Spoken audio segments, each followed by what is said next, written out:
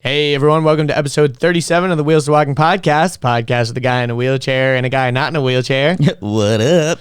Well, today you're not actually in a wheelchair. Today I'm not in a wheelchair. You're not wheelchair bound?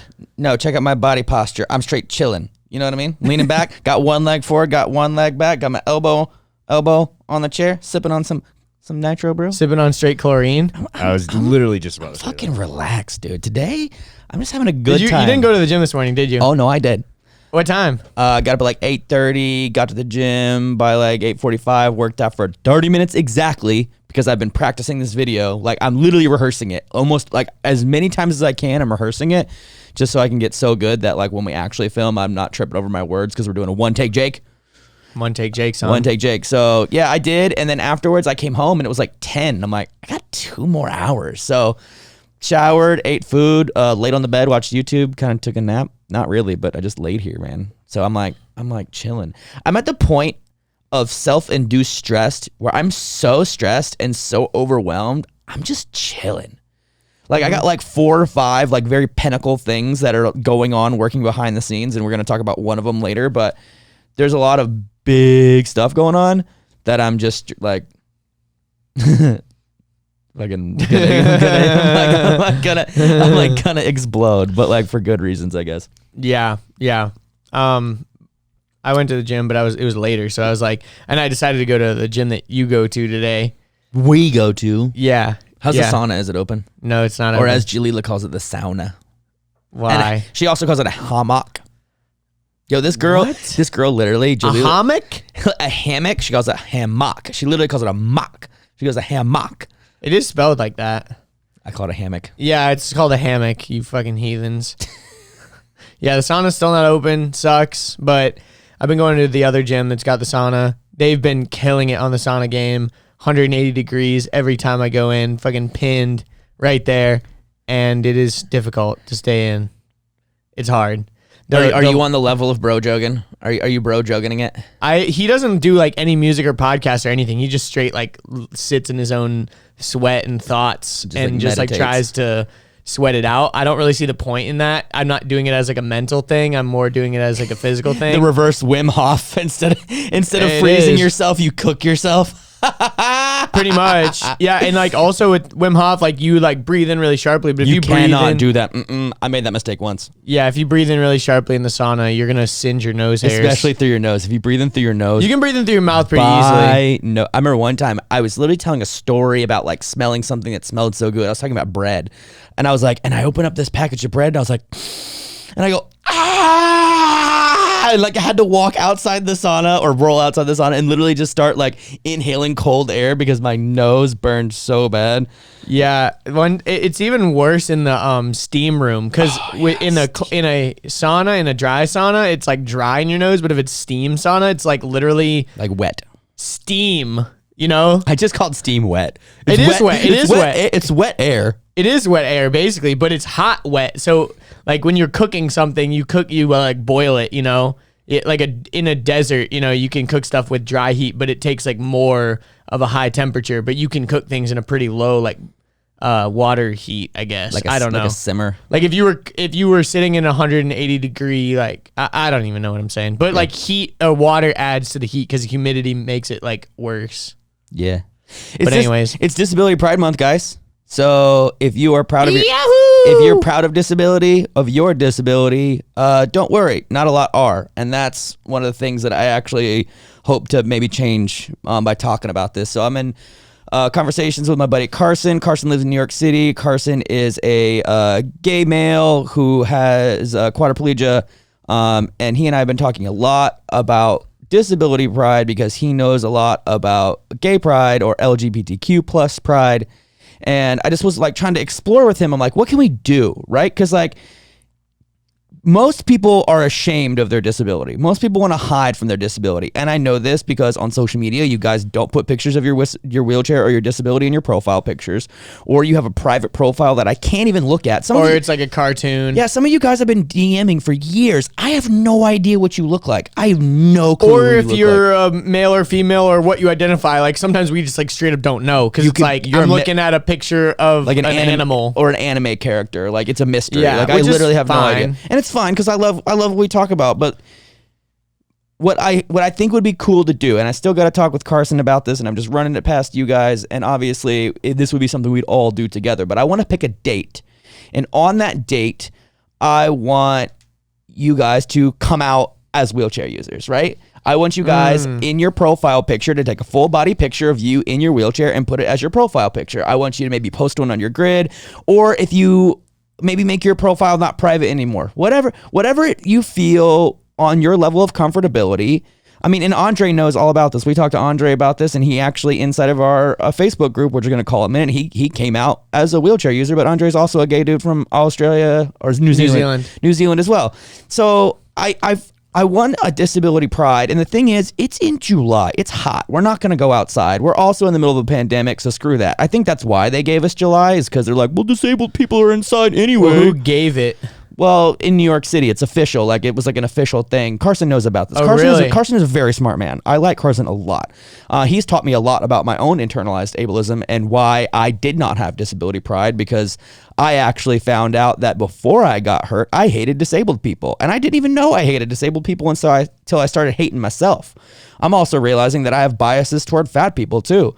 I think a lot of people in America and the US, we just low key, for whatever reason, just hate fat people. And no, that's for sure a thing. You know, I definitely have some of that. Yeah, and I'm working on it to get better at it, and even some of those biases will leak out. Like last time we were making merch, we only went up to 2x. Oops, sorry guys. This time we're gonna do a lot better. We're strategizing.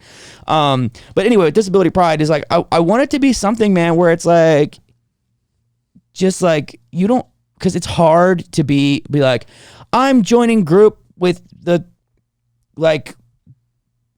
the coolest losers. It's like, but we're still losers, you know? The word even itself, like disabled, you're like, no one wants to be a member of the like non-abled, you know what I mean? No one wants to be like, everyone else is like this, but my body does not work but properly. My body is broken. But but that's bad language. Calling it broken is bad language, and totally. And I guess that's what I mean. Different. Is like, you know, you're differently abled, or you are disabled, or whatever. Listen, whatever you want to call it. I'm not the PC clown over here, and I'm the one who's gonna call myself a crip or like cripple kid VIP when I get VIP treatments because I'm disabled, or like whatever. You know, that's kind of our word. We can reclaim it. We can do whatever we want, but ain't nobody gonna call me that unless it's like me calling it to myself or my friends talking about it. Cripple. Exactly. Exactly. That's what I'm saying. We're friends, obviously. No, I fucking hate you. So what I would like to do, and I want to hear your feedback on this inside the podcast group. There's also a sick flag that looks like rainbow lightning bolts. It's like dope as shit, and it's like the original. It's like real. Someone actually made it with like open Creative Commons or something like that. Yeah, like copyright free and stuff like that. So you can we can do whatever we want with it. And it's like a mixture of the like rainbow, but then also there's like skin tones in there too, right? Like, yeah. It's like on the on one part of it, and then it's like zigzagged because the zigzag represents something, right? Yeah. So AJ, put it on your notes, but hit me up later about it. I'll send you the picture, and I'll send you what they mean. The disabled pride flag. Yeah. What is it called? Disability pride. Disability pride. But so and the thing is, Carson and I were talking about this. As we were talking about this, we're like, how come no one else has been talking about this? So Carson, maybe they have amongst themselves, but we wouldn't know. Well, let me finish. So Carson, being Carson, who's like the sweetest Mormon boy in the entire world, did research. He dug deep, and he found out that it's mostly disabled women of color that are doing this kind of work, and they're not getting any recognition. So what we hope to do by this is, yeah, we're white guys. We get it. Trust me, we get it. He's a gay dude. I'm a straight dude. We're both white. We get it. We talk about this a lot, but we want to lift up the people that have been putting work and not take credit for ourselves. We do not want to be like, we made this flag, we figured it out, we did it. No. We're here to lift you guys up who have been doing. And I think that's allyship at its core. You know, is like lifting people up and exposing the work that they've already been doing. So we're going to get real strategic with it, but I think it would be so... It's also just being a decent person. Yeah, but I think it'd be so cool, man, because like, I love my wheelchair, dude. My wheelchair gets me around. It's my source of freedom. I think it looks cool. You know, like there's so much about my wheelchair that I fucking love, dude. And I want everyone to have the same amount of confidence and the same amount of pride. But like if there was a day where we all kind of like, I guess in air quotes, you know, came out as wheelchair users or came out as disabled people, we were talking with Abby in her video. We were like, remember the first time you took a picture in your wheelchair and how big of a deal that was? Like, I remember how big of a deal that was. The first picture I ever saw of myself in a wheelchair, I was like, whoo, that's scary. That's terrifying, because that just confirmed my reality of what was going on. But I think that's why a lot of people, we were talking about the profile picture thing of like not being, they don't want to represent themselves as that because they haven't fully accepted it, or they're afraid of what other people would think of it, even if they have accepted it for themselves. Yeah, and there's also a lot of ableism in the world. There's a lot of like negative energy towards disabled people. Why do you think that is? I don't know. Historically, just like they've been like seen as like broken or something. There's definitely people. I think it's a side effect of capitalism. I think it's where your value, your human life value, and your body's value is based on your ability to produce. Based on your ability to work. And we know this because you get a disability check until you go back to work. Then all of a sudden you're not disabled anymore, which is bullshit. We are still disabled. So, well, that's in the United States. Yeah. Yeah. So it's like, oh, cool. You can go back to work now. Guess you're not disabled anymore. And it's like, no, I still am. Still broken, still disabled, still injured, still have to use a wheelchair to get along, still got mobility issues. Just because I can produce doesn't mean I'm not disabled anymore. But that's according to the U.S. government and according to Social Security disability. That is the fact. It is the matter of the fact, like fact of the matter. So that's, and I think same thing with like, that's why we also low key hate fat people, is like, you know, whether it's a disability that makes you large, or if you are large and become disabled because you are large, either way, you are seen as lazy, as unproductive, as undisciplined.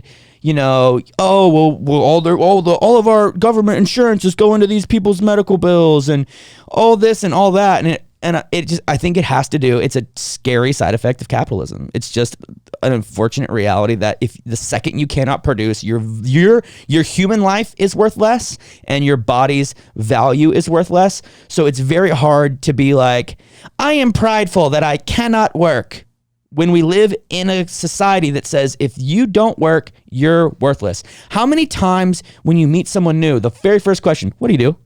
Always, what do you do? We're interested. We want to compare our lives to your life. We want to know how you produce based on how I produce. It's this whole, you know, capitalistic mentality of value-based human life based on production value. Yeah, I mean, because I've thought about this a lot of like, I think there's a large group of people that like, I don't know really exactly how to put it, but like, I might not say this the right way, but there's a group of people that like to reap the benefits of capitalism, but also preach against it by saying like kind of what you're saying.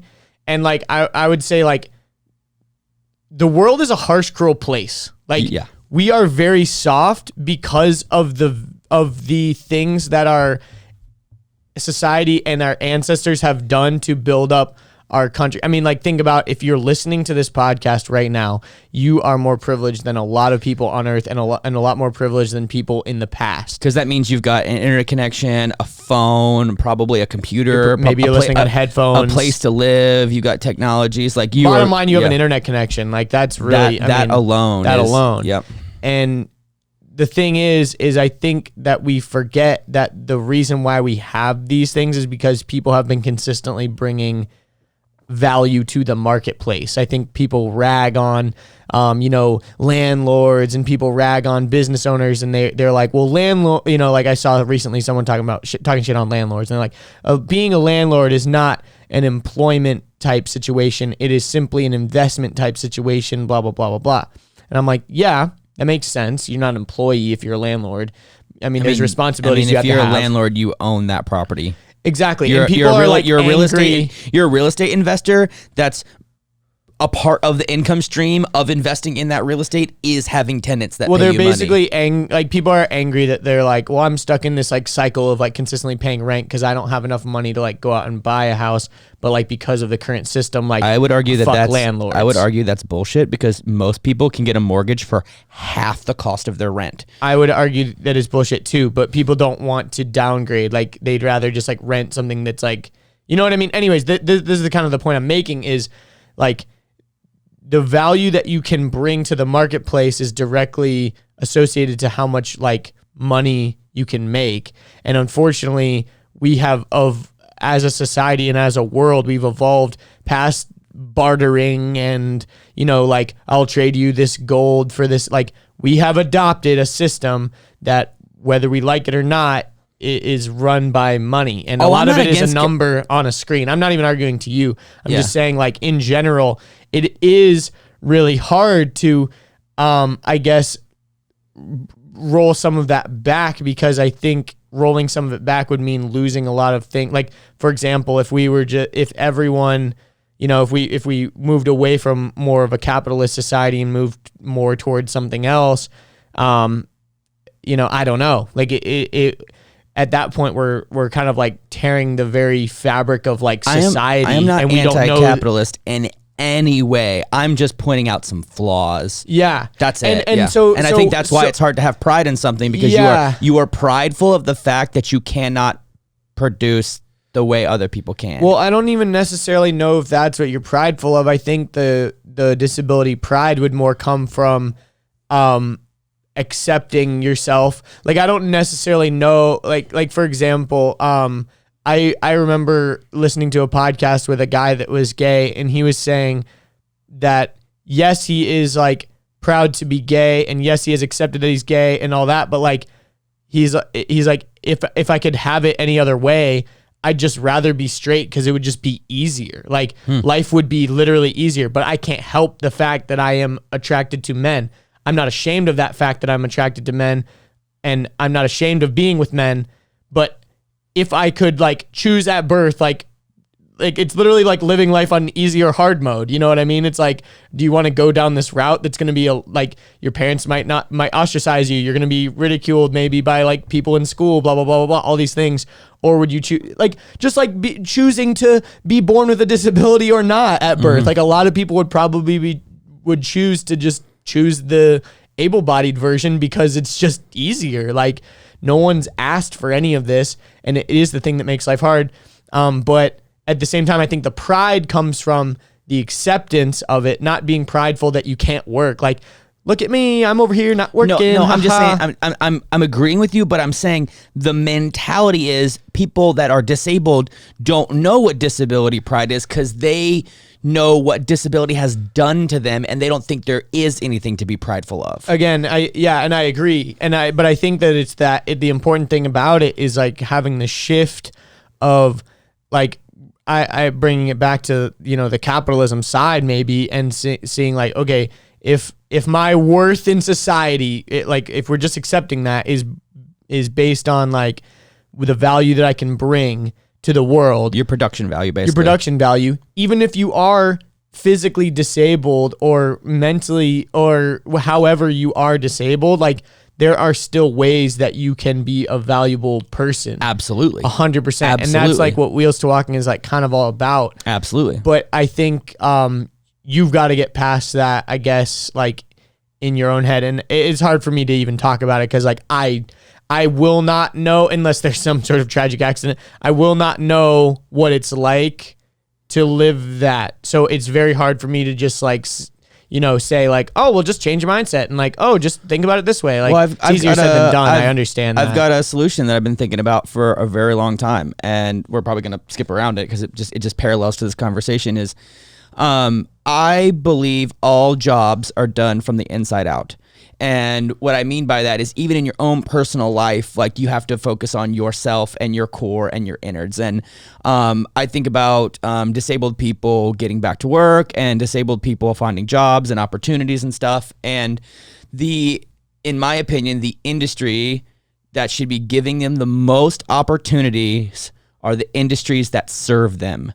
Meaning the catheter companies, the wheelchair companies, the tire companies, the rims companies, like all the people that serve us as disabled people need to also turn around and give us opportunities as disabled people, because they should be aware more than anyone else about how high quality workers we are, how reliable we are, how valuable we are, how good we are at problem solving, how good we are at cultivating relationships. Like, being a disabled person, in my opinion, in the workforce is an extreme asset. But unfortunately, people don't see it. Like, I think about all the systems that I set up in my own personal life. But think about, like, and how you can inject those into the systems of other businesses or into your own entrepreneurial venture. Like, was like depressed, like overweight Richard that though? Like, absolutely not. That's what I'm saying. It's like, but I wouldn't have gotten there if someone would have given me the opportunity before I got there. I know, and I agree, and I think like you now are a totally different person. Like, I didn't know depressed Richard personally, but like I just know from stories. Tragic. But that's what I'm saying. It's like it's very similar to putting like all people of color in one box or all women in one box and just like putting blank, like, we need to give more opportunities to this group of people. It's like, yes, I mean, you still need to vet. You still need to vet those people, Yeah. and that's what I'm saying. Is like, I think. I think the reason why maybe some of those, opportunities are not given is because, yes, they do. Like, for example, a catheter company, they interact with a lot of people with spinal cord injuries, and they interact with a lot of people that are doing really well for themselves and blah, blah, blah, all this kind of stuff. But then they also maybe do deal with people on the phone that are not that. And so they have a contrasted mentality or whatever. I don't know. But I think of it like this. Like, if you're... I'm just playing devil's advocate. If you're a catheter company and you want to sell the most catheters, you should probably hire catheter users. Yeah, right? For sure. Like, so I guess that's kind of what I'm kind of getting at. And here I'll get even deeper. I really think YouTube and social media marketing is a way for disabled people to escape poverty, and to be able to find a new career path and a new job in a new industry, in a new world, in a new market. Because a lot of people get hurt, and when they get hurt, they usually can't do the job that they were doing before. They may have been the sole breadwinner in their household. And currently, a lot of people are starting to document their rehabilitation and recovery journeys using social media, whether it be YouTube, whether it be Instagram, whatever it may be. And there's a large following because people, able-bodied people and disabled people, like, want to be inspired. They want to see the journey and see the vision. And we know from personal experience that being an influencer is a very big job. And most people don't get paid to do it because, honestly, they're doing it for fun. They can build up their own, maybe merchandising. Maybe they can get some free stuff. Maybe a wheelchair company or like a catheter company will like send them a box or give them a free wheelchair. But in my opinion, that's not okay. Like, because at that point, that the company is using that free wheelchair as marketing, as a way to be like, ooh, look at this person is using our product now. And in the world of disability and in the world of wheelchairs and stuff, we see what our peers are using and go, oh, I want to buy that. So it's a lot of on recommendation. And I think that's just how the world works right now. No, I agree. And this is where I'm talking about, like, it's an inside job. If companies that serve disabled people want to do the most philanthropic and honestly financially responsible and also helping out their customers escape poverty, is by paying them fairly for what they do for them. So if a person is an athlete and a company comes along and says, I'm going to give you this wheelchair for free, and say it's a $5,000 wheelchair. That's cool. That's great. That athlete's going to use that wheelchair. They're going to compete. They're going to do a really good job. But you got to start paying them too, because that person is a representative of your brand. It's not just an ambassadorship, and don't call it a sponsorship, because it's not a sponsorship. It's literally a gift. You are using that individual as a marketing device for your product. So therefore, that particular person who is an incredible athlete who's using your wheelchair, therefore anybody else who wants to be an athlete in that sport picks out that wheelchair too. Yeah, it's not like Roger Federer's only using Wilson rackets and that's the only payment he's getting is like, oh, I'm using Wilson rackets. No, he's using Wilson rackets, but he's being paid to use Wilson rackets because he could go to any racket company and get people and get a free equipment at that level. I think the problem is some people come into this brand new and they don't have that ability where they're at the top of their game and they're able to just go around to any equipment manufacturer and go, yo, give me this because I'll use it all the time. They'll have the first company that finally approaches them, and they've been, oh my gosh, I've been trying to find a company that would finally give me a free wheelchair because I need a new one and I haven't been able to afford it, but like I'll take this as the payment. And I think that's probably fine, like right off the bat. I'm not saying in that it's sure it's fine, but if they weren't poor, if they weren't in poverty, they could pay for their own wheelchair. Yes, I agree. But if but they also might think like, oh, this is cool. I think a lot of like influencers, not just in the disability space, go that route. They like getting a lot of free shit. Like it's just fun, like you're constantly just getting sent free packages and all this stuff, and you're kind of, you're endorsing them, but that's also kind of the price you're paying for getting it for free. Because like, let's not get it twisted. The thing that you are getting to use is also a benefit. Like it's not like it's worth nothing to you. I'm not disagreeing with that, but I'm saying if someone is taking the route of trying to become a social media influencer, to have a business, to make money, to not have to be on a Social Security disability check, and to make the equivalent amount of money that they were making before they got disabled, it's time for the disability community, businesses to start paying fairly. And that takes two sides. That takes one, the companies agreeing to pay fairly, and that also takes the influencers standing up for themselves and asking for the right amount of money, and also knowing how to ask for that money. So I'm going to give you guys a huge tip right now. If you're a wheelchair user who's got a decent sized Instagram or a decent sized YouTube, and companies are sending you a bunch of stuff for free for you to review on your page or on your website or to promote, they are using you for marketing, which means that you need to charge them for marketing. How you charge them for marketing is you go to a website called socialbluebook.com. When you're on socialbluebook.com, you log in with your account, whether it's a YouTube account, whether it's an Instagram account, whether it's a Facebook account. And when you log onto the account, it pulls up all your data and all your analytics, and it shows you the value of each post. So if you put an Instagram story, that has a certain amount of cost. An Instagram story where they tag the brand, that's a cost. A picture, that's a cost. A video, that's a cost. A full video, and we're just talking Instagram. Okay, now let's jump over to YouTube. A video that you briefly mention something costs something. A video where you spend 60 seconds talking about something in a built-in commercial, that has a cost. A video that is fully dedicated to the product or service, that also has a cost. So initially, and I see so many, and you companies that may be listening right now, don't think I haven't noticed. And there's some key players that take a massive advantage of disabled people, because you can not pay them at all, or you can underpay them because you know that they are afraid to make money. Because as a disabled person, if you are already on disability check, if you make money, that money gets deducted from your disability check. So let's say in a month you get paid $1,000 from your disability check, but you make $500 on your own, they cut $500 from your disability check. So that means in a year, if you make 12 grand by working hard on your own, you lose 12 grand of government assistance and your insurance on top of that. So what needs to happen is the companies need to find a way, and the influencers need to find a way to speak up for themselves and demand what they're owed.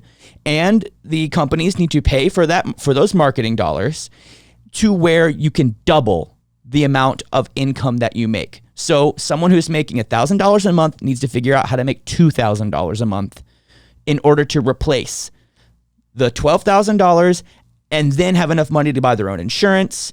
And then there's also room to scale at that point. There's room to grow as the following grows, as the video views grow, as the professionalism grows, as the products and services they deal with grow. Don't be an ambassador. Don't sign up for some link for some 30% code. No, you are a direct to consumer marketing machine. Your audience trusts you, your audience likes you, and your audience believes in you. So the second you say, oh, I've got these cool adaptive pants or this cool wheelchair that I'm using, all 500 to 5,000 to 50,000 to 100 to 500,000 people that follow you, you've just endorsed that for nothing. Do you really think LeBron James going to be endorsing Nike for nothing? You think he's going to be wearing Nikes for nothing? Hell no. This is what I'm saying. This is the only industry where the manufacturers of the products that serve the disabled person are actively taking financial advantage of the disabled people, and that pisses me off. Because they know that if they underpay them, they know that if they pay them a certain amount, they're gonna lose their disability. Like, they know that for a fact, so that they're comfortable underpaying them. And that's where, like, you're saying it's the only industry that does it. Definitely, there are other industries with influencers that work entirely off of like just not really paying people and, like, you know, taking advantage of micro influencers. I've seen that a lot. Like, if you send a free product to someone that has like 5,000 followers, they'll probably post about it because they're just grateful to get the free thing because they're not used to that. So it's like taking advantage of people with like a smaller following or whatever. But it's, in this case, it's taking advantage of the fact that we know that, like, you're probably not working like a normal job. You're getting disability assistance. If we pay you what we should be paying you, you would lose that disability assistance, and we know that. So we're just going to take advantage of it and say, like, oh, we'll throw you like a couple $100 or whatever, and a free wheelchair. Here's here's $500 for showing up at a trade show, and here's a wheelchair. That's not okay. Because any other industry, if you showed up at a trade show, if you were that important to the company that they hired you to show up at the trade show, that's multiple thousands of dollars. Let's not get it twisted. Like, these companies, a lot of them are making stupid money. Stupid And money. they're investing marketing Hand dollars over fist. If you looked at their entire marketing budget versus what they're paying like influencers, and that's the other thing that's hard to measure, is like, what is the ROI of like you using this wheelchair, like from you know, we'll give them a shout out, like Hands On Concepts. Like, you're rocking a Hands On Concepts wheelchair all day. Like, yes, you are influencing people to buy a Hands On Concept wheelchair, but heavily. Like, but we also have 2 major videos on our channel. For sure. But the thing is about it is, like, let's say you were just an ambassador for Hands On Concepts and you could use a promo code with them or whatever on like link in bio, use my promo code.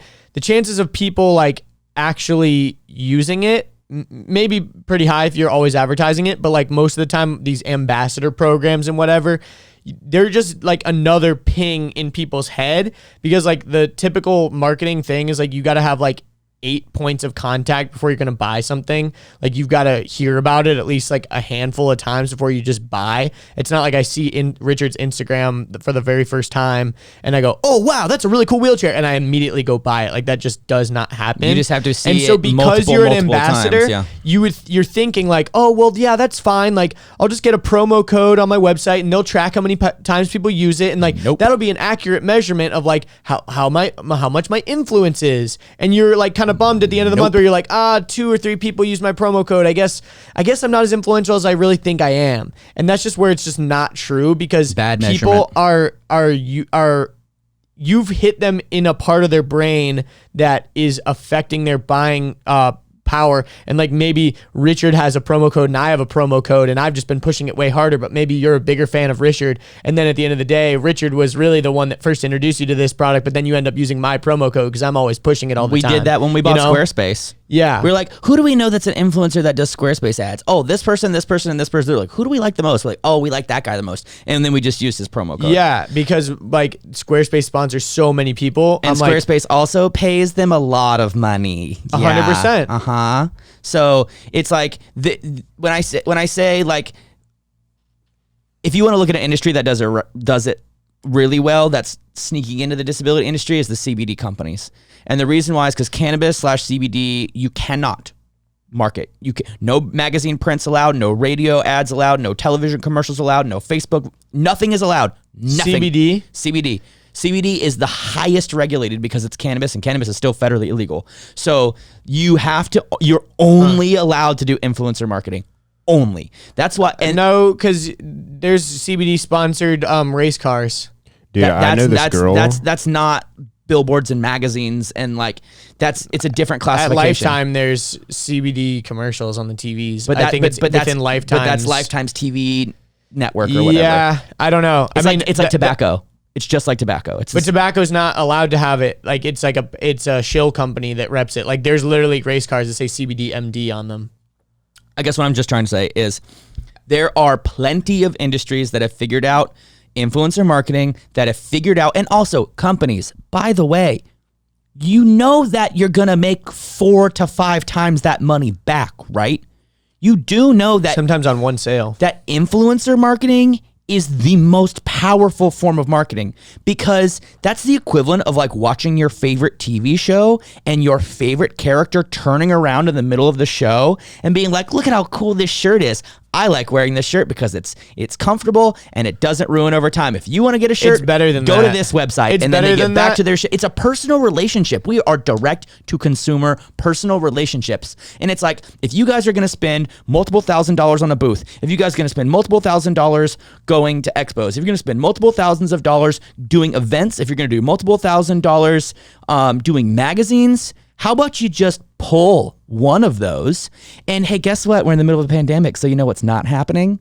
Events and expos. So I know you guys got big budgets now. You guys got multiple thousands of dollars just sitting around. So literally. So why don't you take that from your marketing budget in 2020, which by the way, you planned for because the pandemic wasn't here before 2020. Hey, calling all of you out right now. So you take that money and you approach these influencers. Hey, influencers, jump on socialbluebook.com, socialbluebook.com, socialbluebook.com. We're not being paid to say that. Socialbluebook.com. And I'm saying this because it's the equivalent of kellybluebook.com when you buy, sell, and trade a car. It shows you an estimate of how much value you are worth per piece of content you put on the internet. So, but this also takes a unification of influencers. That means that all of us wheelchair influencers that have big platforms and big followings on big platforms have to band together and say, no more free stuff for free advertising.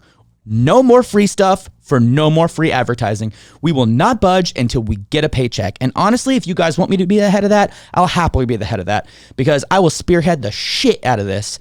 And we can. There hasn't been very many companies who've done free advertising. There hasn't been really any that we've done like free advertising for. Everything. We have done some things where we like products have been given to us and we'll do like a video with them. We've done trades and pro bono deals before. So there's no one. We have not worked for free. We do not work for free. There's always some way that we are profiting off of the content. So I mean, and that's the thing. It's well, not necessarily. We're not always profiting off the content, but we're never gonna be like we're never gonna market something for free that we haven't gotten like some sort of value from. Exactly, benefit or value from. Like the podcast, we did it for a while for free. Like we weren't doing any sponsorships or anything, but like that. But we weren't like shouting out brands that we liked for no reason. Here's a great example. I'll holler at HOC right now. These guys are dope. We love them.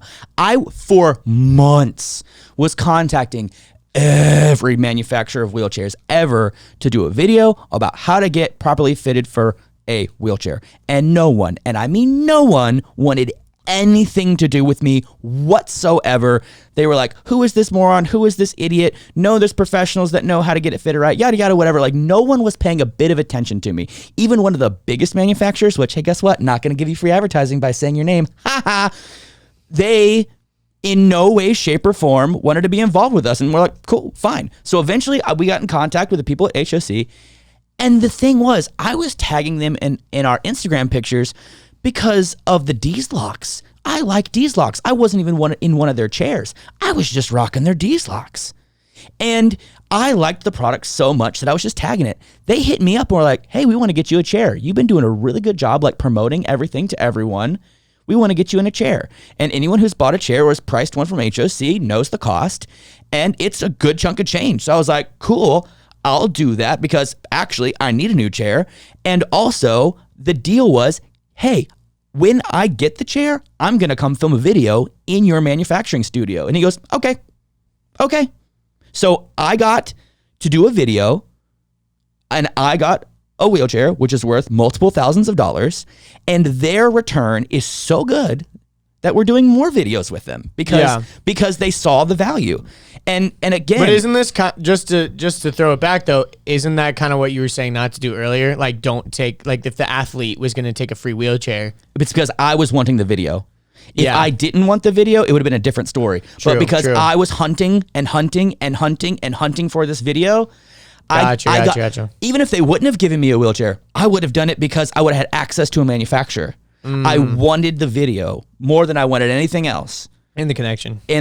So Gotcha. Okay. So I just want to clear that up. No, so you're right. So again, there's ways to finesse this, but like I've had plenty. There's one clothing company, which they know who they are, who sends out stuff to everyone for free as long as they do dedicated uploads about and reviews about their product, but they do not pay them for the reviews, and they do not at all. They just trade for product, and their product is worth like pennies. Like their products are maybe worth anywhere between $50 to $200, but they're easily getting $1,000 to $5,000 worth of marketing dollars, which in turn generates sales. It's like, come on, people, from the inside out. If you want, and guess what? You can also do as a company. You can say, we hire disabled people. We also help people get off Social Security disability. We help people regain confidence. We help people become more confident. We help people return to life. Like, how is this not a win-win for everyone? Manufacturers, you spend a little bit of money, you make a ton. Influencers get paid a little bit of money. It's got to happen the right way, though. Exactly. Influencers get paid a decent amount of money and spread the word to all their community. And then guess what? Their community gets a great product.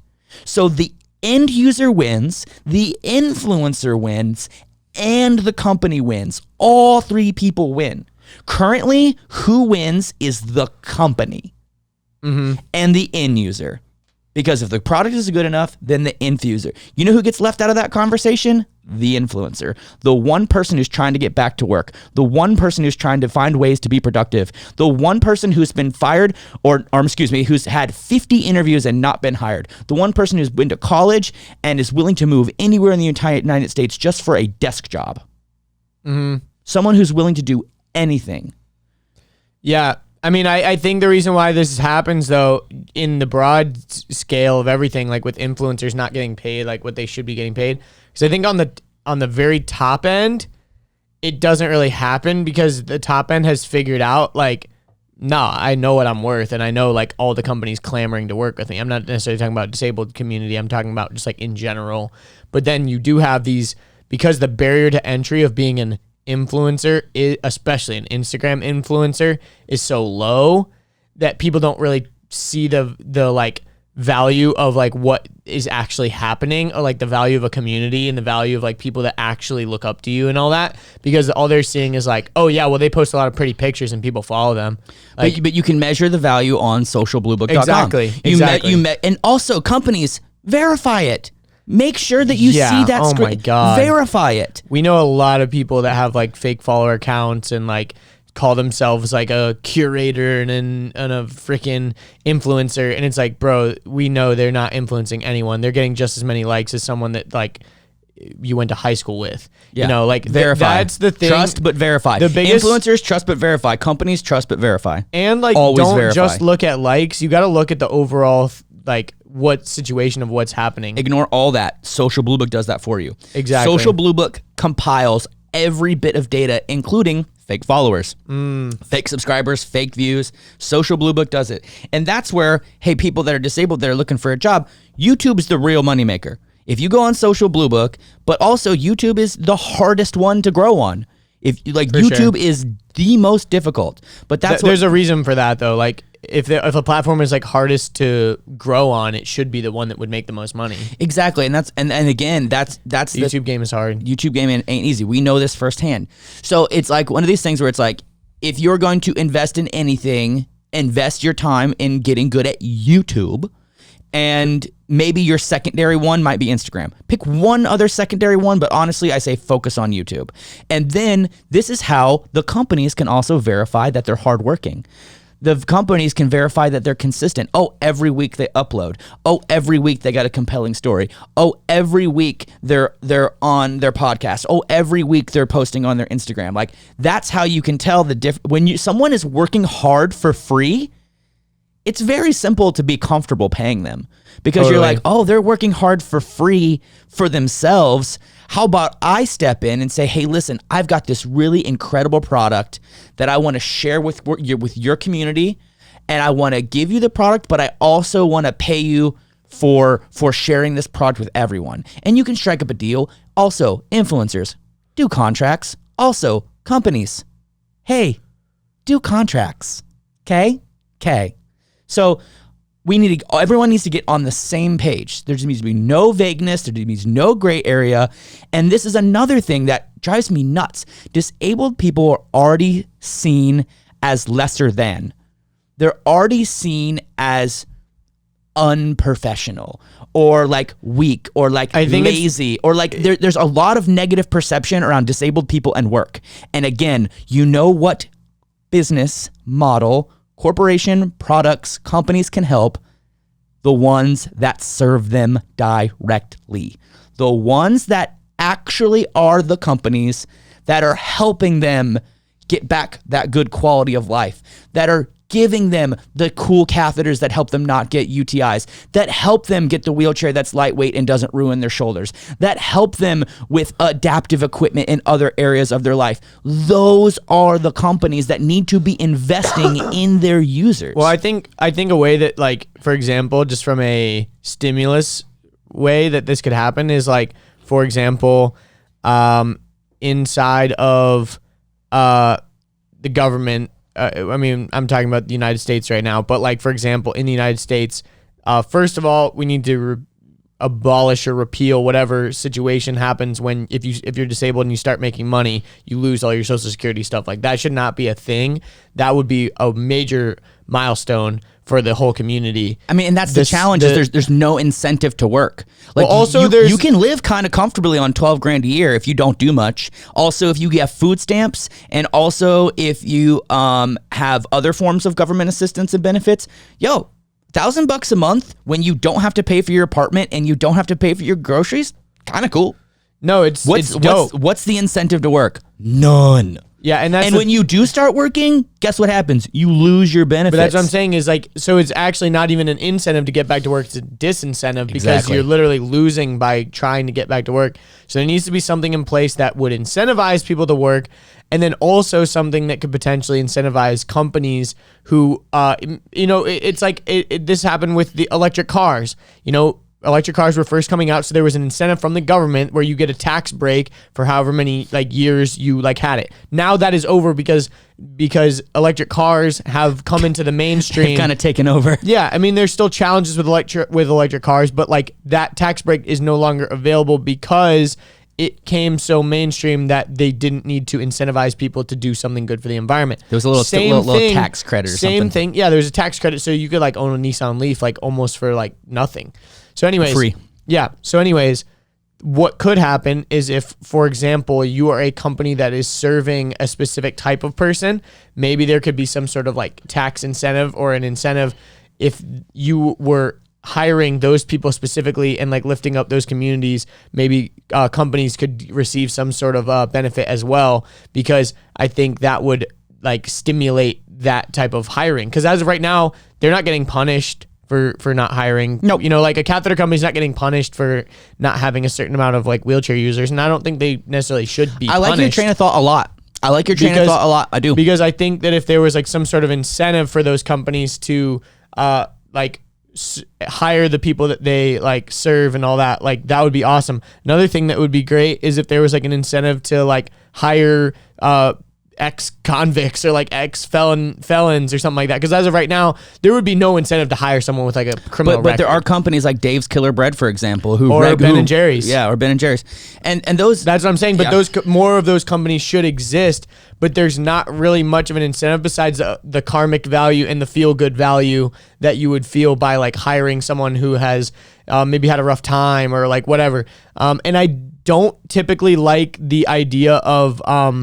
What's the word? Affirmative action. When we need to hire this many black people and this many Asians and this many, blah, blah, blah, because we need to be culturally diverse on paper, But I think it kind of starts from, actually, Ben and Jerry's is a great example, or Dave's Killer Bread. Like you said, they literally go out of their way to hire people that they know need a second chance or whatever. And I think like, you know, a lot of activism is happening around like people of color and things like that right now. But I think that will start to trickle down more and more as we get to be more of a like progressive society. And, you know, some people I think look at all of that as like an attack on like the previous way of life because things need to change. But I think that things need to change. Well, you know how it would be possible to get done? Check this issue out. This is the power of us disabled people. You know, there's 1 in 5 people, 20% of the United States is disabled. So check this physically or like what? You know, because like does that include like depression or something? They're classified as disabled from the government, meaning they have like a check, like they are disabled. I don't know. 1 in 5. 1 in 5. 1 in 5 people are. How much is like elderly? I wonder. Don't know, but. So hear me out. This is how it happens. Even if it was 1 in 10 or 1 in 20 or 1 in 100, that's still a shit ton of people. Still a ton of people. So this is what you do. This is how we figure it out. You've been seeing a lot how there's a lot of black activism going on where they say call your congressperson, call your mayor, call your city, call your town, call, send these emails. Same thing.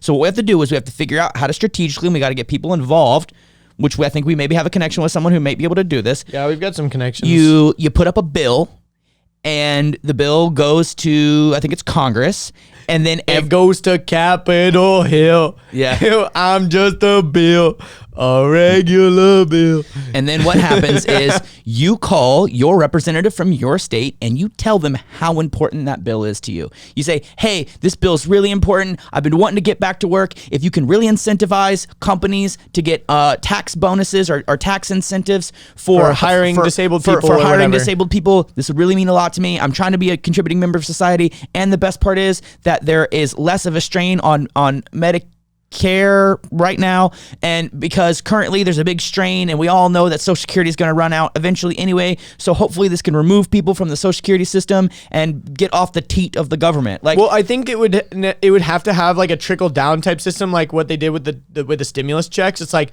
okay, if you're disabled and you're making, like how much did you say, like $12,000 a year, for example? That's just an example. I just picked $1,000 a month out of my butt. It varies from state to state, from person to person. For the sake of this example, let's say you're making $12,000 a month from the government, just not doing anything, just literally just existing.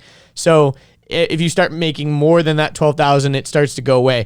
But what if it was, for example, a like tiered system where like as you made, $50,000 a year, you start to lose a little bit more of your like just government assistance. Because like you said, that would incentivize the government, because it's like, yo, we're trying to get these people off of the government's teat. It would. The government doesn't even care enough, which is weird to me. Well, the government just doesn't seem to care with a lot of stuff. Like they just, we're in like all this national debt, but like, what does that even mean? Like we're able to we're in this weird position where we can kind of just like print an infinite amount of money. Printing money, and USD is like the kind of like universal standard. I mean, that's a whole nother can of worms. Like that's why we need to move to some sort of like Bitcoin type situation where money is money and you can't just like make more whenever you want to. But again, that's a whole nother conversation. But I think, again, I forgot Akbar was in here. Again, I think a little mascot's running around, so you might see him on camera. Yeah. Normally we kick him out, but he was napping in the corner. How can we? Gabby knows how cute he is. Come on. Yeah, he's just chilling, looking at me. Yeah. But anyways, I guess such a cute buddy. This is why I didn't want to have Akbar in here. Damn it. Because now we're talking about him. Anyways, he was just stretching. The point I'm making is the government doesn't seem to really have an incentive to like do any of this right now, because like as it sits, no one's really like, we're a society that doesn't really try to analyze the problems before they happen. We just try to fix them like after they happen.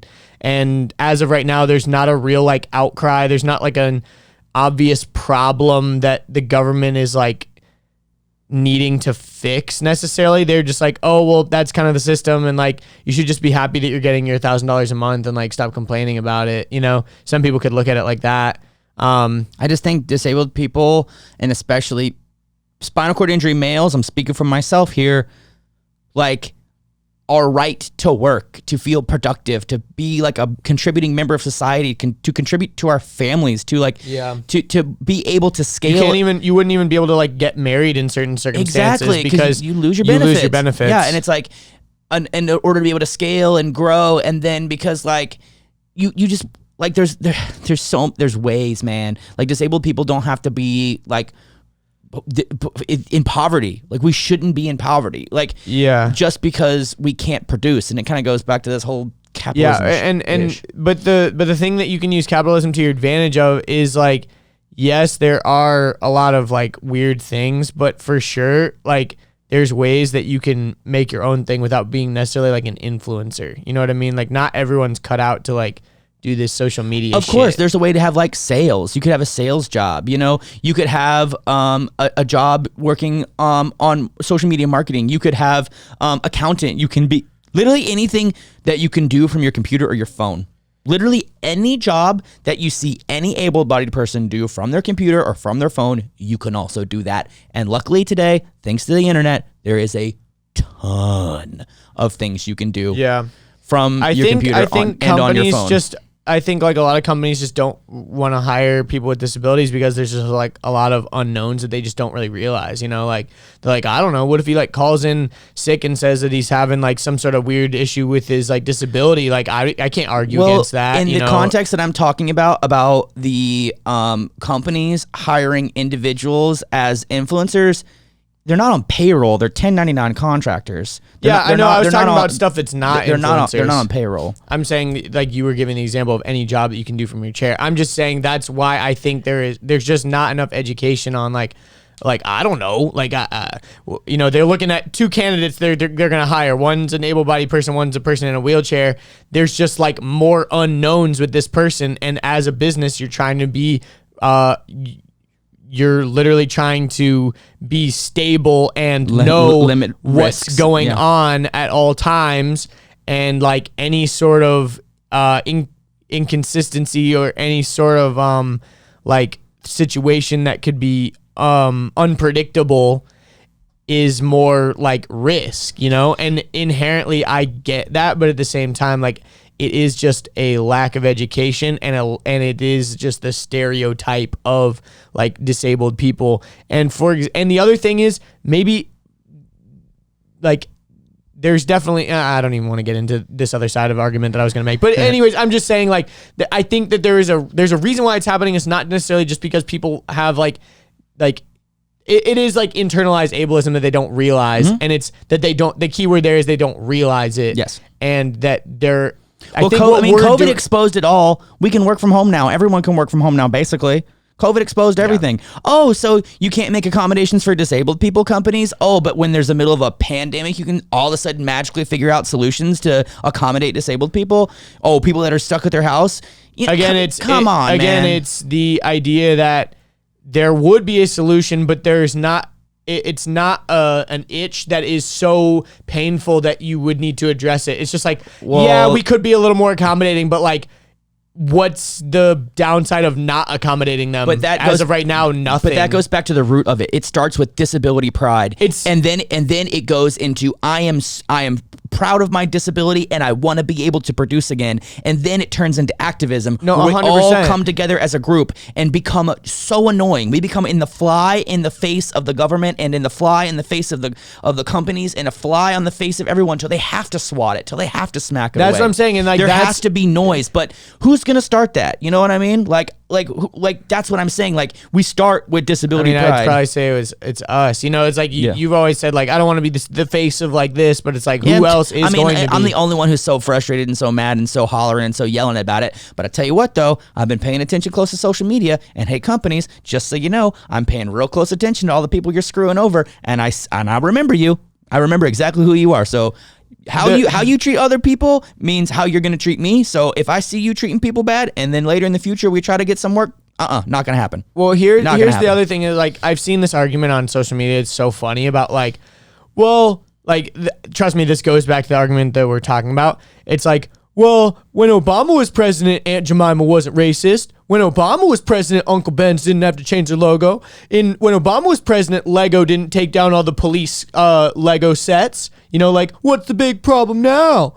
Oh, all of a sudden it's racist because of George Floyd. It's like, no, dude.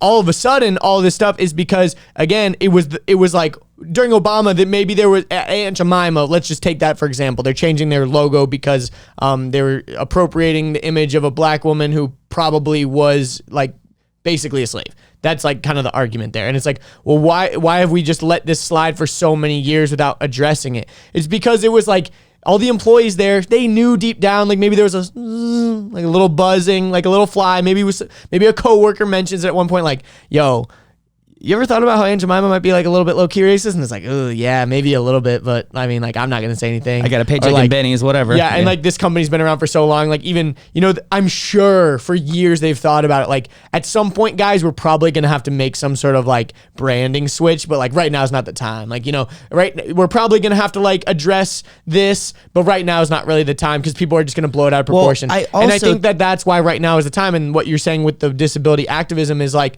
right now is the time where a lot of people are very fired up about inclusion and activism and stuff like that. So right now, I think is the time to be very vocal about this kind of stuff because during like normalcy, when everything goes back to quote unquote normal, whenever and however that happens, a lot of things are going to be shifted and a lot of industries will never go back to the way they were pre-COVID and things like that. And I think that we can take advantage of the fact that like, yo, I tried to get hired at this place for like so many years because they said like, oh, the way they do things is not accommodating. We're sorry. Or like however they said it.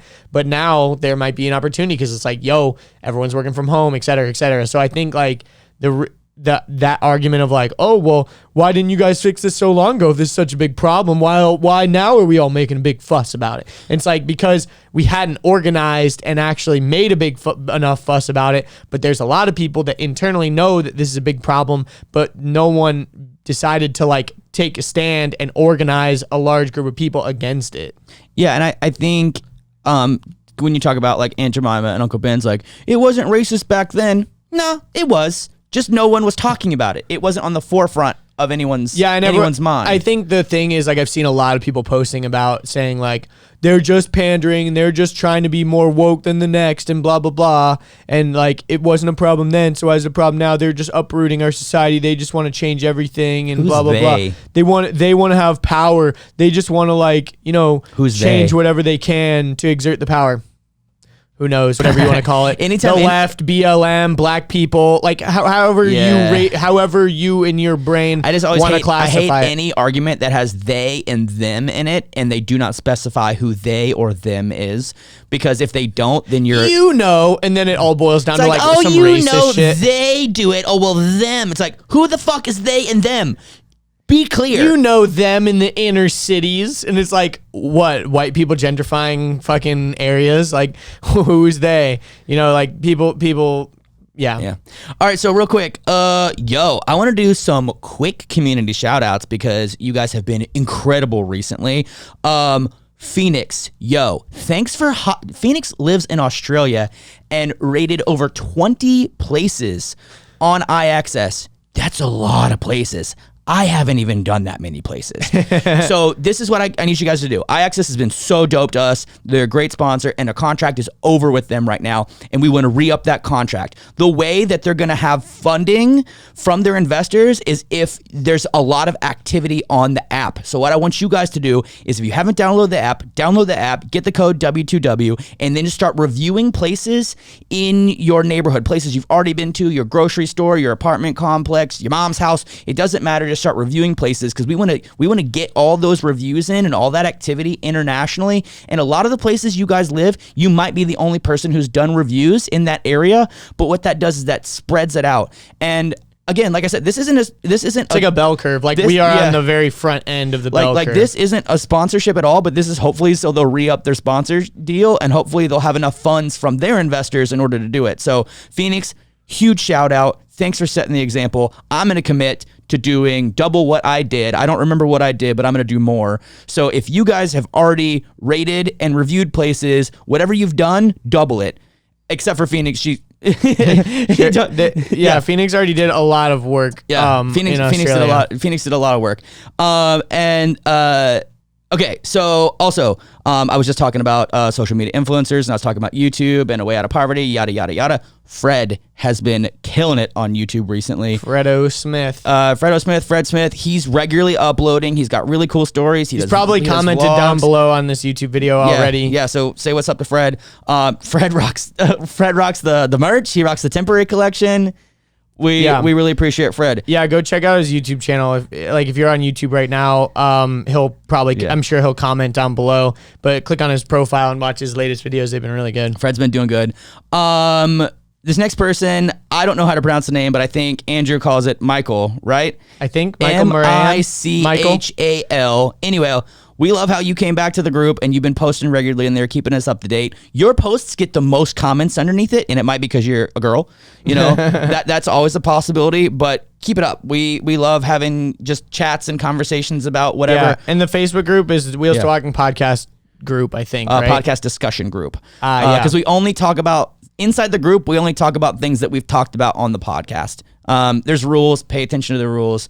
And also the last one, Steven, I died laughing. So there is a video that Steven put together from clips from our so you guys remember when Fred edited the Shut the Fuck Up video? Yeah. This is, I think, an inspiration. So Steven did a video and it's from, what's the movie, Tropic Thunder? Yeah, I think Tropic Thunder. Check it So out. we'll play it right now. If you're watching on YouTube, you can see laughing. Yeah, here we go.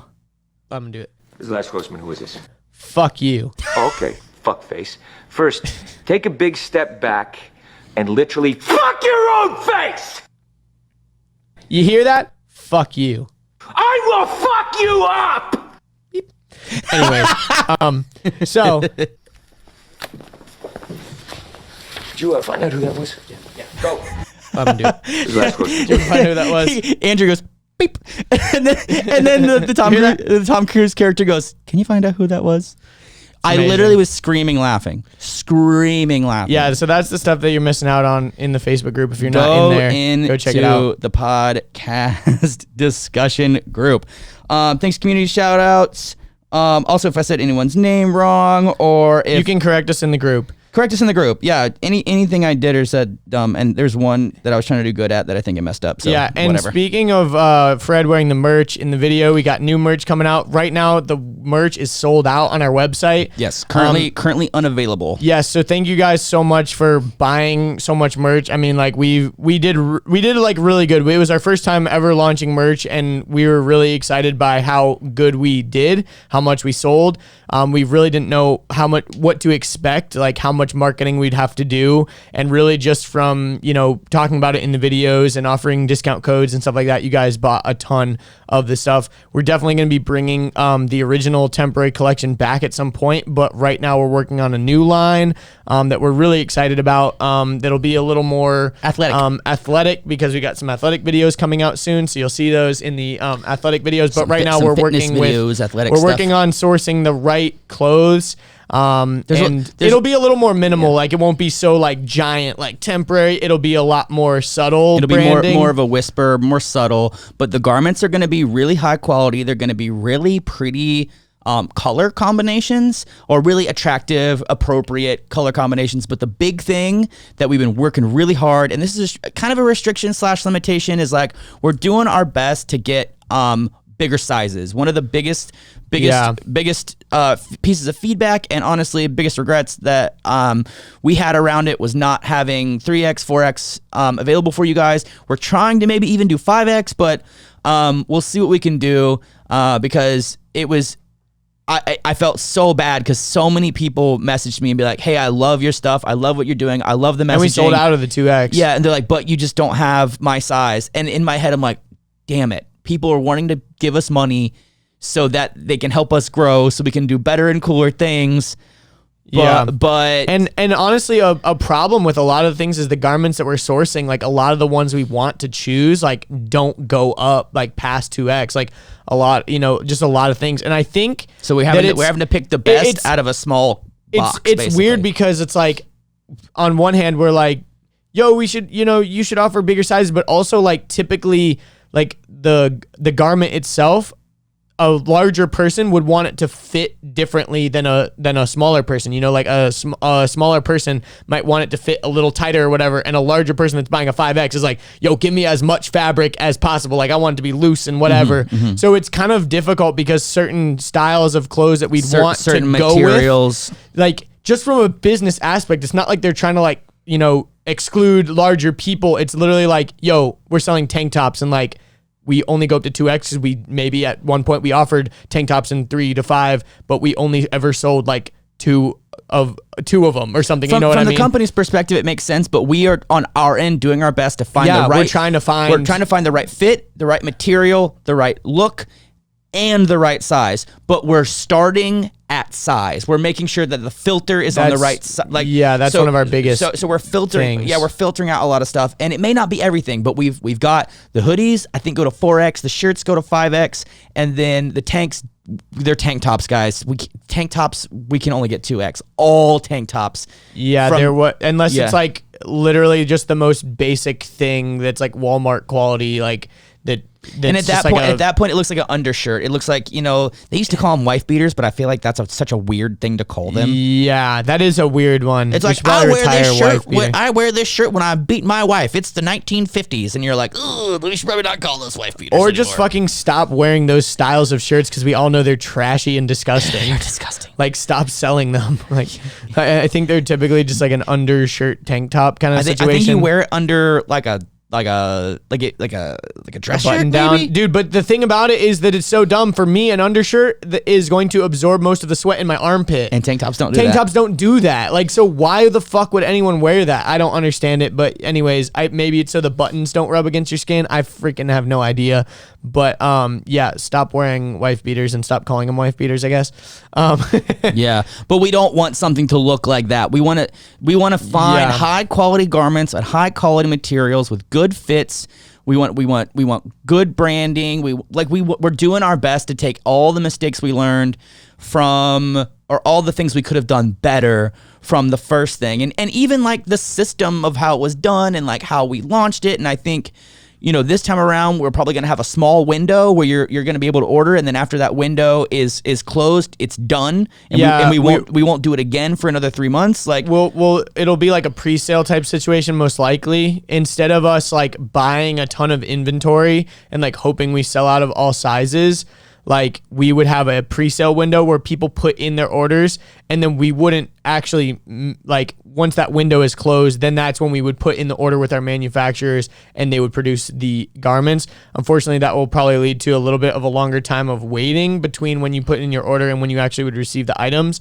But I think it'll be a win-win for everyone because we'll be able to offer like more variants of things. Whereas before we were kind of just like really testing the waters to see what people would like. And now we'll be able to offer like a little more options and things like that, so that when people place their orders, like it's a situation where we'll then place a large order for everything rather than just like placing a giant order up front and like crossing our fingers that everything will do well and we'll sell everything. Absolutely. Yeah. And that's the beauty of the internet. Like, we don't have to have like a retail store where you can go in and like feel the items ahead of time and like pick them out and take them home that day. Mm-hmm. It's a very different type of situation. So yeah, and we're still trying to do everything as ethical and as eco-friendly as possible.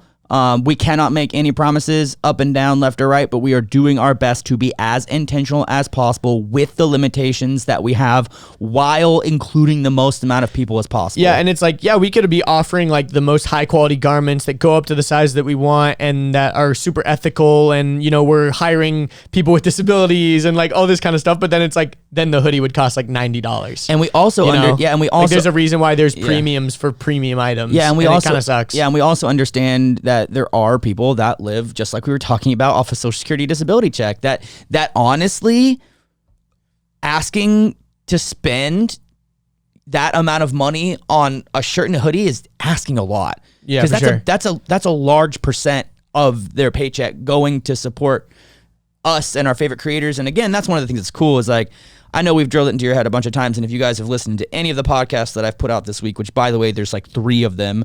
I did Lynn Jones, Party of 2. Is it out? It's out. I did Freewheeling with Cardin. And then I did vidIQ with Laurent. Yeah, that. But anyway, you can go listen to those. You can go listen to those podcasts with Richard. Yeah. And what was I going on? I don't know. I was saying something about the merchandise. It's asking a lot for people with like disabilities and living on Social Security to pay large amounts of money. Yeah, it's asking a lot. So we're saying that we're not. The point of us trying to make money is to pay for this operation. This operation costs a lot of money, and we have to pay for this operation. So if you guys like the videos, if you like the content, if you like the podcasts, we're not getting rich off this at all. We're like, we are eventually, hopefully, we are still in investment phase, where we're spending more than we're making, but we hope to reach to the point where the spending and the making is the same, and then hopefully the spending, the making outweighs the spending. And I don't think it's going to be one of these things where all of a sudden Andrew and I are going to start like driving around in Lambos and wearing designer clothes. Like, nah, we're not like that. If anything, we're going to be like, yo, this is what we're going to go do. We're going to go skydiving, but in Dubai. If anything, y'all would just invest more. Yeah, exactly. We would put the money back. And that's what we've already been doing mostly, is like, oh, we get any type of money. Oh, cool. Like, oh, hey, it's going right back. We got AJ we're paying for. Oh, hey, we got no equipment we're paying for. Oh, hey, there's money for flights. And like, oh, hey, we can now buy this adaptive equipment and try it out. And, like we're just putting it back in, because the whole soul of Wheels to Walking is helping wheelchair users, Totally. Did you want to talk about the like people with disabilities like calling other people like, I feel like we can kind of like lead that into like canceling and stuff like that. We can talk a little bit about it. We can definitely squeeze that. All right, so I got to be super vague with this because I like the person that I'm talking about, and I'm not shit talking this person at all, but it was just interesting to observe, and I just had a lot of thoughts about it because I didn't really know. So this particular person is a disabled person, and I'm not even going to give specifics about, he's a disabled person. Yeah. And he lives in a state, this might be giving some away. Just, yeah. Sure. Either way, he lives in a state where the governor is also a disabled person.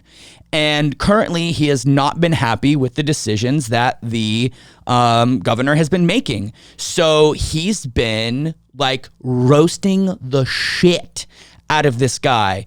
But in the process, he's also making fun of his disability. He's not making fun of him. He's like bullying him, not necessarily just like being like, your policies suck. He's like, you fucking cripple. You should go rot in hell, you piece of shit, for making this decision. Right, exactly. It's almost like a straw man argument where he's not really attacking he's not attacking the problem, he's attacking the person, but he's attacking the problem and the person at the same time. It's like, Governor so-and-so, you dumb shit with your little gimpy legs that don't even, you can even lift them up. Are you even actually, like, you don't even have a fucking foot plate on your wheelchair, you gimpy cripple.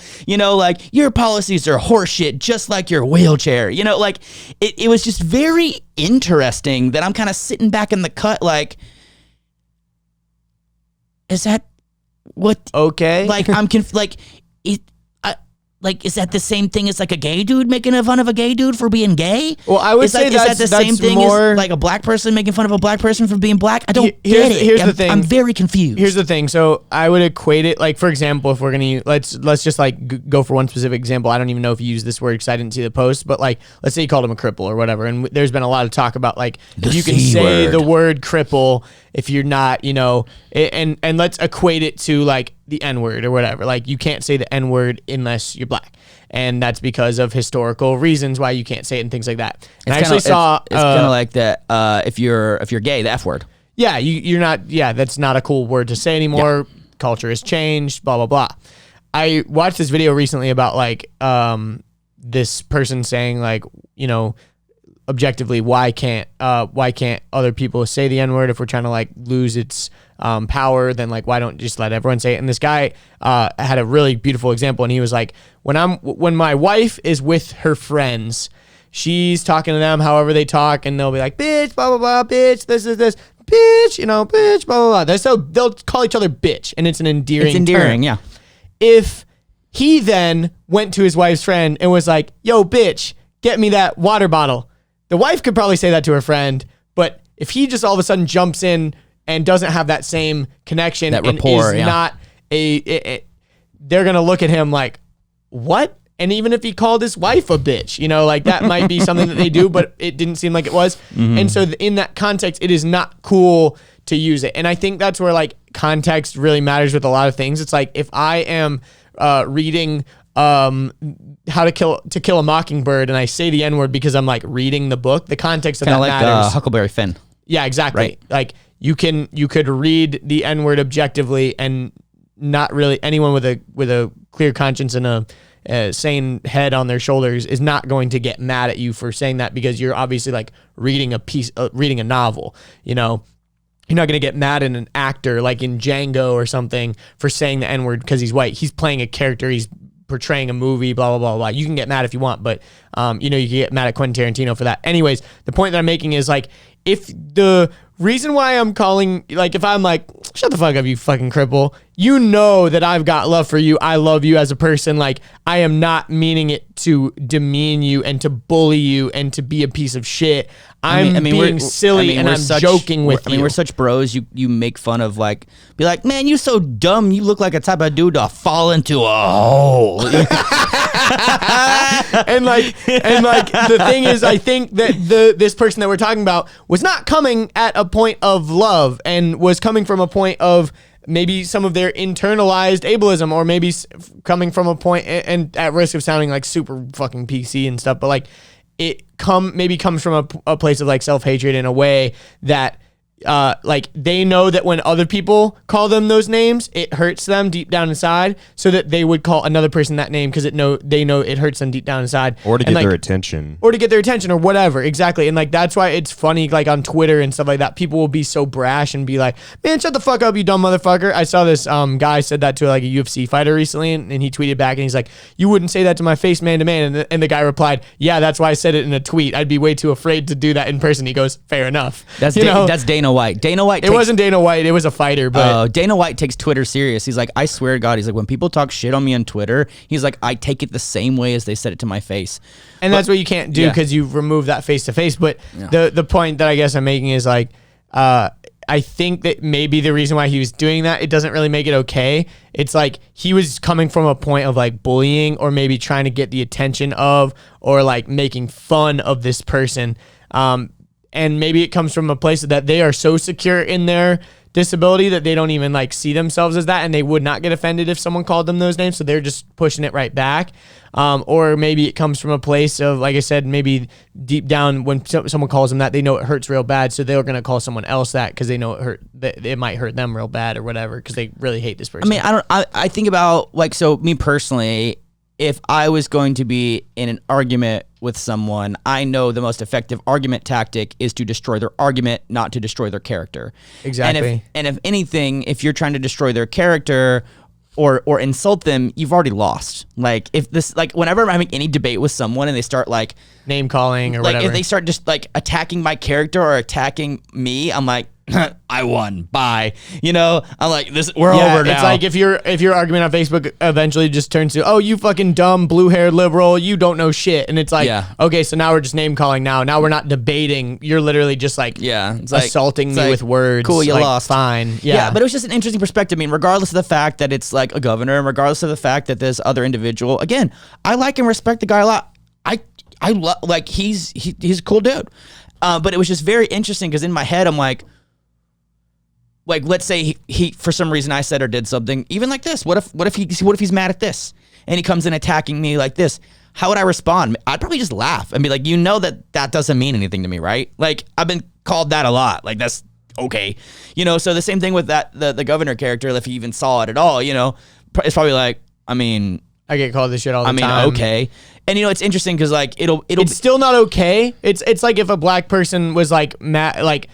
If a random racist white guy at the gas station calls him the N-word or whatever, you might be like, okay, that guy's fucking stupid. It might just roll off his back, or he could choose to get real mad about it or whatever, and he has a right to get mad about it because that's fucked up. It'd be the equivalent, of someone like spitting in your face or something. But I guess, it kind of goes back to this goes back to the root of like disability pride and identifying as disabled.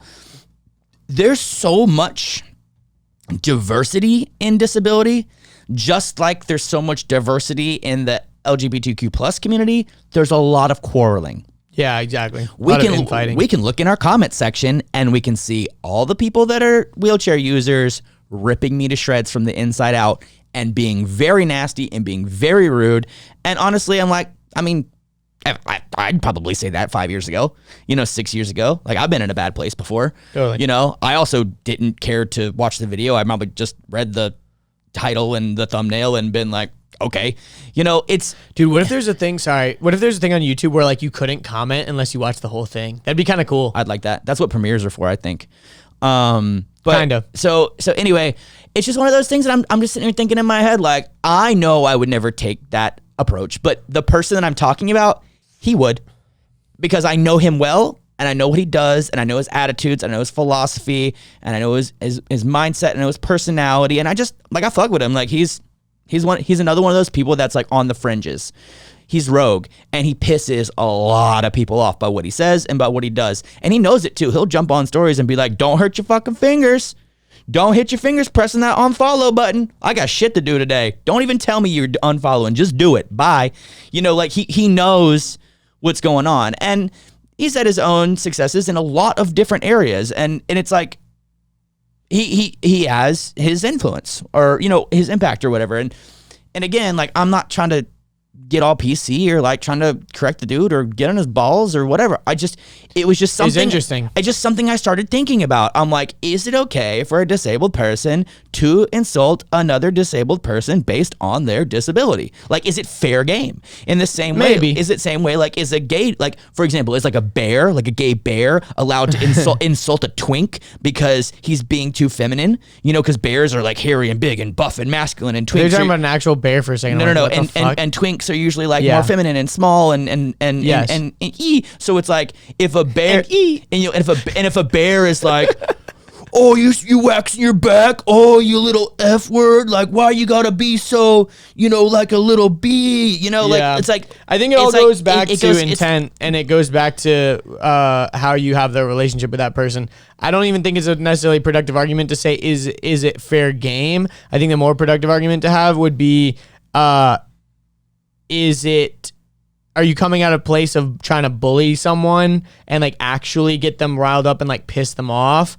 Or are you coming from a like nudge, poke fun kind of thing where that person's gonna like, they're gonna take it as like, oh, you motherfucker, and then poke you right back, Exactly. I think that's it goes by on a case-to-case basis. You can't just like assassinate someone's entire thing based on like a word that they chose to use. Because anything taken out of context can be offensive in some way. Yeah, I think, it goes back to, intent. And I don't know what this person's intent was for insulting the governor. Meaning, like, I don't know what that governor did or said, because I don't live in that state, and I don't give a shit. Yeah.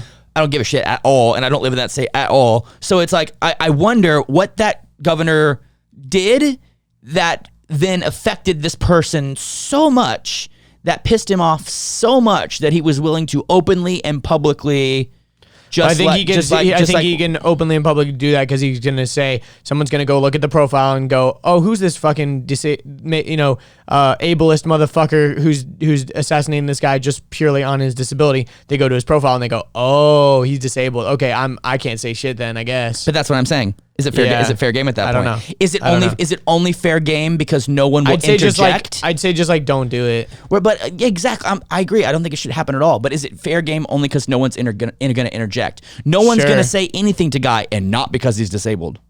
There's many reasons why people would not say anything to this guy. Yeah, I mean, I think at this point we're just talking about this guy specifically, so let's just like drop the specifics of this incident. But I think that just in general, just like don't do that. Like, it's just not cool. Anyways, like making fun of people for like a thing that they can't help is you just got like, a red beard. yeah, like number one, like I don't care, but like number two, it's just number one mean. Number two, it's something that they can't help, and number three, like you just look like an asshole. So just like don't do that. And again, like I'm gonna wrap this up again by saying, like, I like the guy, and First Amendment rights. You got freedom of speech. You can do whatever you want to do. However, freedom of speech does not mean freedom of consequences. But that being said, I just wanted to explore that mentally because Yeah. it was just very strange to see. I don't know if I've seen it before. Yeah, and I think, I mean, we're completely running out of time. We'll wrap up here, but I think like it does go into like how can that person redeem themselves for some shitty things that they've said. We can cover it another time, but like there is a redemption arc for things like that. You know, you can be a shitty person in the past and say some things that you regret saying and still come out and be a better person for it and learn from your mistakes. And I hope that that person does learn from their mistakes and maybe decides later that that wasn't cool. Maybe they'll tweet at them and say, hey, I'm sorry for doing this. Maybe they won't, who knows? But I think just in general, we need to give people the not even the benefit of the doubt, but the opportunity and the space and the just the opportunity to backtrack and to admit that they were wrong and to have some sort of like redemption arc, because as humans we're gonna make mistakes all the time and we shouldn't be held accountable forever for the mistakes that we make. What's that Disney song? Everybody makes mistakes. Everybody has those days. I think it's Hannah Nobody's Montana. perfect. Yeah, it's Hannah Montana. Oh God. Miley Cyrus. Sorry. By the way, Miley Cyrus. She's doing her thing, but she is not the Miley Cyrus that we knew.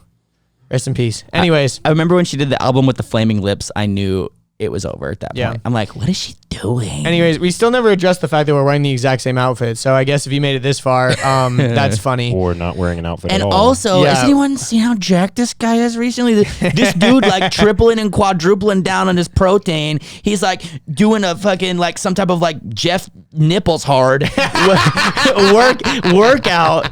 Like he's getting swole over here, and I'm in the corner doing like sweat-based cardio, like fat loss. Like I'm shrinking up because I'm losing fat. He's like, let me get them cereal gains. Let's be real though. Cereal gains. Let's be honest though. I could stand to probably gain some, and you've been growing in size. Facts. I've been growing in fat. On paper, we're like the same height, so like you should be less weight than me because of your legs. My legs. And like right now, I'm like 184. I lost like 8 pounds in like 2 weeks. That's just amazing. Just by sweating, literally. And for all the people that are curious about all the dude, the success of this workout, it's so good. Yeah. But anyways, we'll talk about it next week, I guess. But thanks for watching, everyone, and follow us on places. I'm gonna say a different one. See you in the Facebook group. Oh, bye. Later.